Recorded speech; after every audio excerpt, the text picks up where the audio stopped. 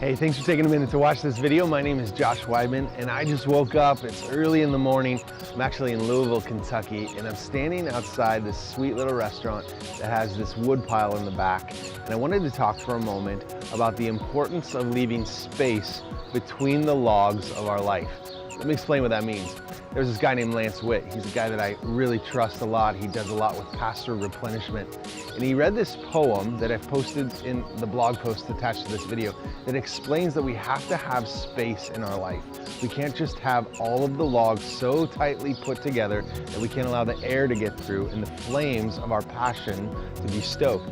You know, my life is extremely busy. I love having a busy life, but sometimes my busyness isn't just the way of describing life, it actually becomes the way I value life. Maybe you've been there before. All of a sudden you find yourself not just saying, I'm busy, I'm busy, I'm busy, but you actually find out that when you're not busy, you feel like you're devalued or don't have any purpose. It's important that we're people that are continually living our lives out with passion, but not just in busyness. Busyness does not always equate for passion.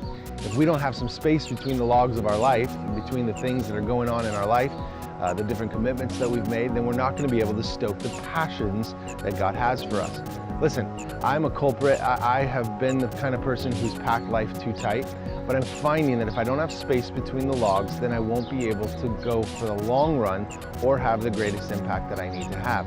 Think about Jesus, for example. He had an amazing ministry, 3 years of very, very passionate ministry, but he also had space between the logs. He'd get up very early in the morning. He would spend time with God alone, praying. He'd go off late at night, praying. He had space, intentional space, so that he could contemplate, pray, think, and connect with the Father. I've been trying really hard in my own life, though it is very intense and there are a lot of high commitments, to have periods, be it in the morning, the evening, certain times within the day. Yesterday it was at lunch for an hour and a half where I just cleared my day and I sat still and I sought the face of God and I tried to have space between the logs. So I want to ask you, where's the space between the logs for you? I don't want this to be a sermon. I'm not trying to preach anything at you. Listen, if anybody gets a busy life, it's me. I get what it means to have a busy life. But I know that if I don't have that space, if I don't have intentional time to think, to pray, and to be alone with the Lord, then I'm not going to be able to have the fiery passion that I need to have a greater impact. So evaluate your life, evaluate your week, even think about today. Where are the places that you're going to make sure there's intentional space? How are you going to make sure that you just breathe for a minute, that you pray, that you listen to God, that you have some unhurried time with the Lord so that He can stoke the flames and passions of your life?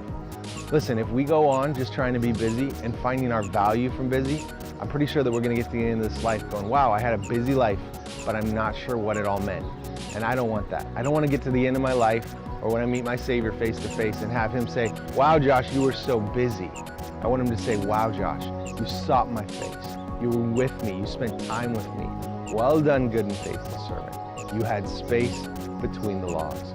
Thanks for watching this video. For more about life balance, leadership, and other things like this, check out my blog at joshweidmann.com. Thanks for watching this video, and I'll talk with you soon.